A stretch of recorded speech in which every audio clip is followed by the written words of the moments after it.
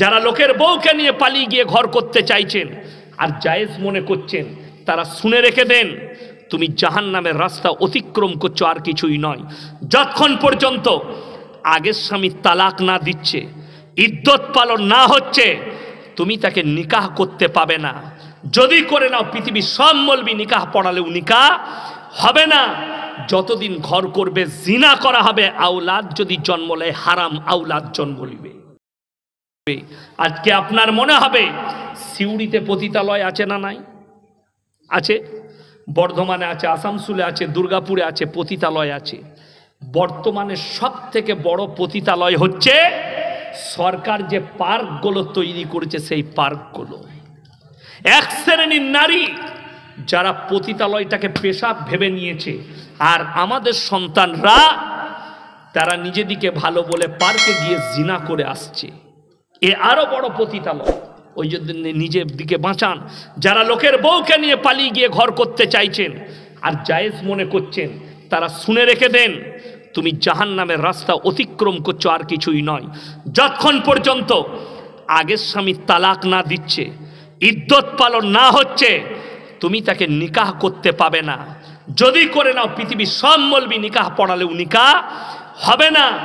যতদিন ঘর করবে জিনা করা হবে, আওলাদ যদি জন্ম নেয় হারাম আওলাদ জন্ম নিবে। আজকে বর্ধমানের লোক সিউড়িতে ঘর ভাড়া নিয়েছে, লোকের বউকে নিয়ে পালিয়েছে। হুগলির লোক মোহাম্মদ বাজারে ঘর ভাড়া নিয়েছে, লোকের বউকে নিয়ে পালিয়েছে। আর এখানকার লোক বর্ধমানে গিয়ে ভাড়া নিয়েছে, লোকের বউকে নিয়ে পালিয়েছে। লোক মনে করছে লোকটা হুগলি থেকে এসে বাস করছে নিজের বিবি ছেলে নিয়ে, অথচ সে জানেই না এটা লোকের বউ, লোকের স্ত্রী। মায়েদিকে বলছি, শোনো, তোমরা পরকিয়া থেকে নিজে বাঁচো।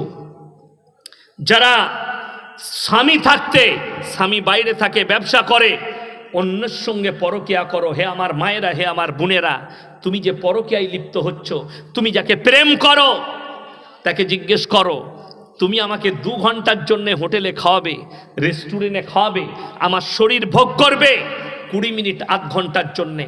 তুমি ভেবে দেখো, তাকে জিজ্ঞেস করো, তুমি কি আমার জীবনের পুরো ঝুঁকিটা নিতে পারবে? সে পারবে না। অথচ তোমার স্বামী যেখানেই থাকুক বিশ্বাস করে তোমার জিন্দেগির ভার নিয়েছে, তোমার সন্তানের, তোমার শখ পূরণ করে নিজের জীবনটাকে দাও লাগিয়ে দিয়ে। এই রৌদ্রুতে যারা হকারি করে, যারা সবজি বিক্রি করে, 2 পয়সা স্ত্রী সন্তানের মুখে তুলে দেবো, আর সেই স্ত্রীরা যদি পরকিয়া করে, তোমরা জান্নাতের আশা করো কি করে? আল্লাহর কসম করে বলছি, গোটা পৃথিবীর মলবিকে যদি পিঠ ধরো আর স্বামীকে ধোকা দাও, পরকিয়া করো, পেরুবার রাস্তা কিয়ামতের দিনে খুঁজে পাবে না। স্বামীর খিদমত করুন, স্বামীকে মহব্বত করুন। আর স্বামীদিকে অনুরোধ করছি, তোমরা স্ত্রীর ওপরে কেউ অত্যাচার করবে না। সকলে জোরে বলুন ইনশাআল্লাহ। আল্লাহ তাআলা আমাদের সকলকে কবুল করুক, আজকের রাত্রিকে কবুল করুক। আমি কাছের মানুষ বলে 1টা পর্যন্ত জলসা করলাম। আমি তো বাকি হাওড়া, হুগলি, মেদিনীপুরে আমার টাইম 12টায় শেষ, 10টায় চাপবো, 12টার বেশি জলসা করি না। গিয়ে সকালবেলায় আব্বাজির মাদ্রাসা, তো আমাকে ক্লাস করতে হয়। আমি আব্বার মাদ্রাসার শিক্ষক। কি বলেন, কি বলছো? আর একটু শ্রোতারা চাইছে, এরা মনে করেছে জেনারেটর জুড়ে দিয়েছি, মালটা চলেই যায়। কি বুঝলেন? আর আমি যদি সব বলে দিই, চালাক মনে করছি, কিন্তু ওর থেকেও চালাক বেশি আমি যদি সব বলে দিই আমাকে আর দাওয়াত দিবেন, ওই জন্য কিছু মাল বাকি রেখে দিলাম, আবার যেন দাওয়াত দিতে হয়। আপনারা রবীন্দ্রনাথ ঠাকুরের দেশের মানুষ, কবিগুরু রবীন্দ্রনাথ ঠাকুর বলেছেন, গাইতে শিখেছো, থামতে শিখেছো তো। আমি এই আর 1 ঘন্টা লয়, আমি যদি ইচ্ছা করি ফজর পর্যন্ত বলে দিতে পারি, কিন্তু ওটা কথা নয়, বলেই যাব। শেষকালে দেখবো কেউ নাই, কে আছে? একজন বসে আছে। তুমি কেন আছো বা? বলে হুজুর আমি থাকতাম না, চেয়ারটা খালি আমার বলে আমি বসে আছি। ওই জন্যে। আর খাবার অল্প ভালো, গলা পর্যন্ত খাবেন না। দেখবেন এই বিয়ে ঘরে সুন্নত তরিকায় খাবেন, 1 ভাগ খালি, 1 ভাগ খানা, 1 ভাগ পানি। আর যারা গলা পর্যন্ত খেয়ে দিয়ে ঘরে এসে শুয়ে পড়েছে, বউ বলছে জোরে আজান হয়েছে, খেতে নামাজ পড়তে যাবে না, পারবে। ও গলা পর্যন্ত খেয়েছে, তা পড়বে কি করে? ওই জন্য খাবার অল্প ভালো। আমি যদি ওভারলোড দিয়ে চলে যাই, মালটা বেরিয়ে যাবে। বদহজমি হয়ে যাবে। ওই জন্য যেটুকু দিলাম ওইটুকুই গাদা, বেশি ডোজ দিলে গোলমাল আছে। এমনিতেই আমাকে ভয় লাগছে, গাড়ি দিয়ে যাব কি হবে তার ঠিক নাই, তবে ভয় নাই। কি বুঝলেন, বীরভূমের ভয় হচ্ছে মাস্কেট আর বোমা। আমাকে বোলপুরে বুবুদের ঘর ঢুকবো, তো আজকে আমার বড় বোনকে একটা এসি কিনে দিলাম, গরম খুব বাড়িতে। তো আমি আসছিলাম, তো ঠিক শ্রীনিকেতনে মোটটাই পুলিশে গাড়ি আটকালে, পেছনে কি আছে এসি ফেসি দেখে বলছে আর কিছু আছে। আমি তো বীরভূমের লোক, আমি বর্ধমানের লোক, তো ওদের দোষ নাই, সরকারের রুলস, ভোট কমিশনারের রুলস। আমি অনুরোধ করে একটা কথা বলে যাচ্ছি, লাস্ট কথা, আমরা এক জায়গায় বাস করি, একসাথে বাস করি। নবীজির হাদিসে আছে এক মুমিন আর এক মুমিনের ভাই ভাই। জোরে বলুন সুবহানাল্লাহ।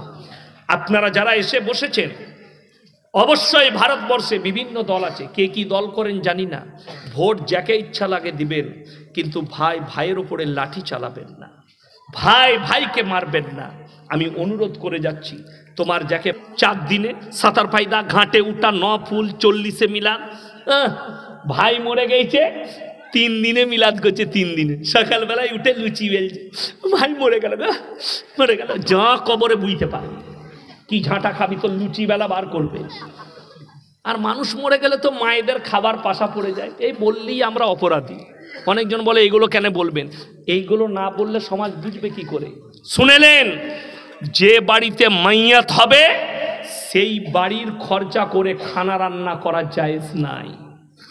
আল্লাহর নবীর হাদিস, যে বাড়িতে মাইয়াত হবে 3 দিন তার বাড়িতে চুলা জ্বলতে দিও না, এটা প্রতিবেশীর হক।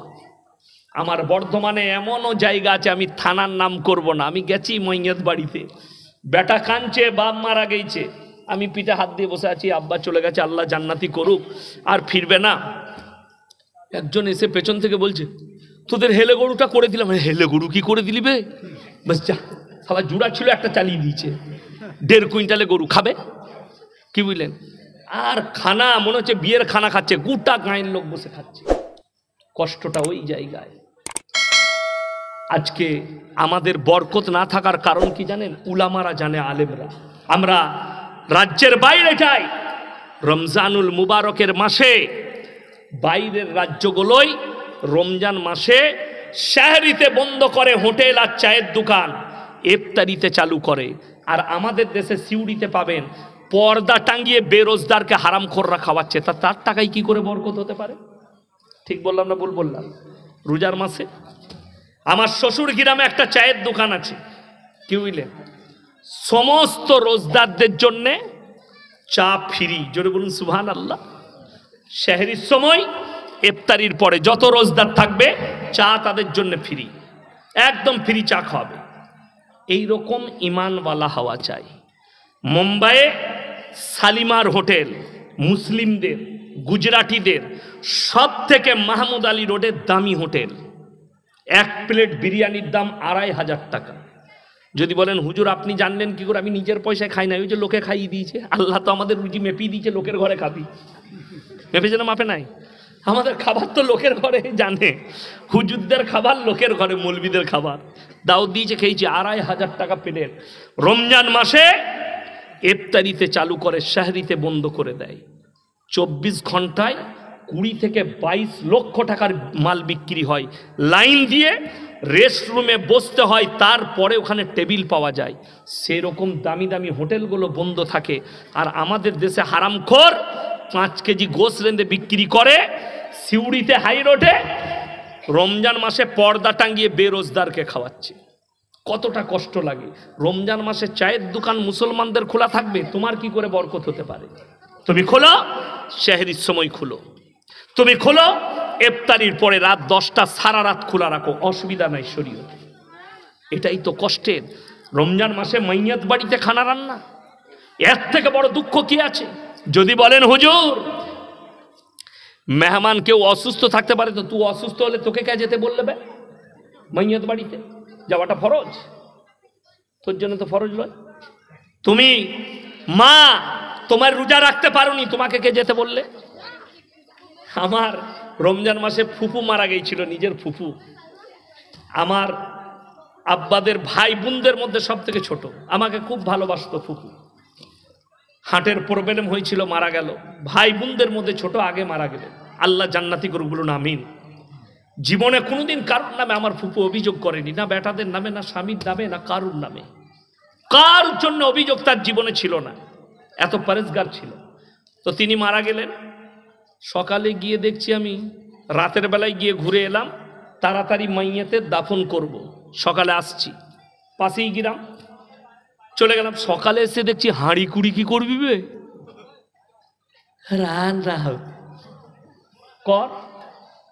রান্না করলে আমি চিয়ারলে ওই রান্নার জায়গাতে এরম করে গিয়ে বসলাম।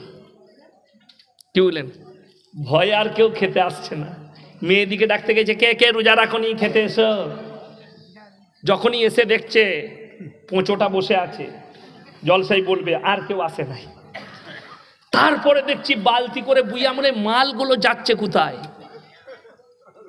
আমার চাচারা আছে, আমি ঘরে গিয়ে দেখছি, ও বাবা, জনুবা থেকে ফনুবা থেকে সব যেমনি আমাকে দেখ, খা খা খা, মুখ লুকুতে হবে না, বেরোজগার, খা, তোরাই তো আসল আত্মীয়। কষ্টটা এই জায়গায় যে মাইয়াত বাড়িতে রমজান মাসে রোজা রাখে না, খায়। আপনার গলসি থানায় দেখিয়ে দেবো, আমি গ্রামের নাম লুব না, তাদের পীররা বলে রেখেছে, এই বেরেলমি মৌলবি কটা বলে রেখেছে, জান্নাত আমরা দেবো। 98% লোক রোজা রাখে না, চায়ের দোকান চলছে দিনের বেলায়। আমি গ্রামের নাম করব না, নামাজও পড়ে না। এই আমি আপনাদের কথাই বলে দিচ্ছি, রাগ করবেন না।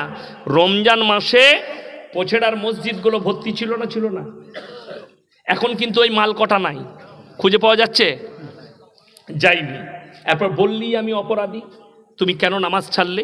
আল্লাহর হাবিব সাল্লাল্লাহু আলাইহি সাল্লামের হাদিস, যার নামাজ নাই তার মধ্যে ইসলাম নেই। আপনার মধ্যে নামাজ নাই, আপনি কি করে বলছেন আমি ইসলামের মধ্যে আছি? কি করে দাবি করেন? আপনার কাছে বরকত কি করে আসতে পারে? প্রত্যেকটা ভাইকে অনুরোধ করছি, নামাজ কেউ ছাড়বেন না, জোরে বলুন না ইনশাআল্লাহ।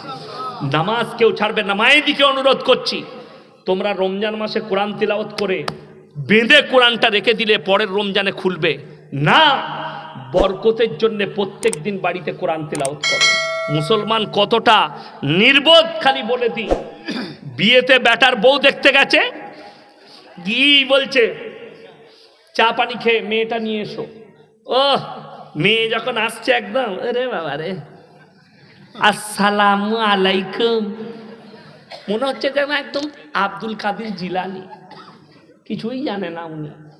বসলো, প্রথমেই শ্বশুর জিজ্ঞেস করে, না হলে চা শ্বশুর গেইছে, মা কোরআন পড়তে জানো? জি। মা নামাজ পড়ো? জি। জিজ্ঞেস করলে বিয়ে হয়ে গেল। বিয়ের পরে না শ্বশুর না শাশুড়ি জিন্দেগিতে আর জিজ্ঞেস করলে না, মা আজকে নামাজ পড়েছো কিনা। কতটা কষ্ট লাগে। জিন্দেগিতে আর জিজ্ঞেস করলে না, মা তুমি যে বউ হয়ে এলে আজকে কোরআন তেলাওয়াত করেছো কিনা। অথচ হাদিসে আছে, কেউ যদি সূরা ইয়াসিনের তেলাওয়াত করে ফজরের পরে, আগামী ফজর পর্যন্ত তার কাছে মৃত্যু ছাড়া কোনো বালা মুসিবত আসবে না। অথচ তুমি এটার ওপরে ভরসা করলে না। আমাদের মুসলমান মায়েরা বোনেরা বালা মুসিবত দূর করে হুজুরের তাবিজে। ঘরেতে বালা মুসিবত আসছে বলে কিছু কথা মানে, একটা মিলাদ পড়ার হুজুরের তাবিজলে নিয়ে ঘরেতে তাবিজ চিটুইছে। এই বীরভূমের এই আপনার মোহাম্মদ বাজার পেরিয়ে সেকেন্ডা ফ্যাকেটটা এই এলাকায় বাড়ি হবে। আমি ফেসবুকে আইডিতে দেখলাম, সে লিখেছে দেওবন্দি আলেম, সে দেওবন্দ থেকে পড়াশোনা করেছে না কোথায়, সাহারানপুরে মাজারুল উলুমে জানি না, তবে তাকে বলে যাব, আমার বায়ানটা যদি শোনো, তোর মতো পাঁঠা মৌলবি আবার যাবি আমার মাদ্রাসায় পড়াবো, তোর মতো মৌলবিকে আমি পকেটে রাখি আল্লাহর কৃপায়। সে ফেসবুকে লাইভে এসে আমাকে গালি দিয়েছে, ইয়াসিন হারামখোর। কেন?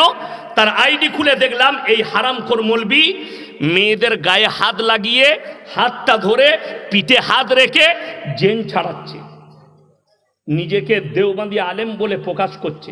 তুমি যদি আমার বক্তব্য শোনো, তোমাকে সাবধান করলাম। কতগুলো কুত্তা ছুটে বেড়াচ্ছে তোমার জানা নাই, সব ছুট করিয়ে দিয়েছি, উত্তর থেকে পশ্চিম সব ছুটে বেড়াচ্ছে আর গাল দিয়ে বেড়াচ্ছে আমাকে। তো আমাকে ঘাটাও না, এমন বাঁশ দেবো তো তাবিজ তালা সব উঠিয়ে দেবো, তুই বুঝতে পারবি। আমাকে ডাইরেক্ট ফেসবুকে গাল দিচ্ছে। আমি খুলে দেখলাম এর গায়ে এত লাগছে কেন, খুলে দেখছি মাল তো তাবিজ ব্যবসায়ী। ওর ভাঁটা পড়ে গেছে। আর আমি বলে যাচ্ছি, যতগুলো তাবিজওয়ালা আছে 100 জনের মধ্যে 90 জন 100% মিথ্যা কথা বলে। আপনাকে বলে দিই, এখনই যদি আমার কাছে আসেন, আমরা ভরসা রেখেছি,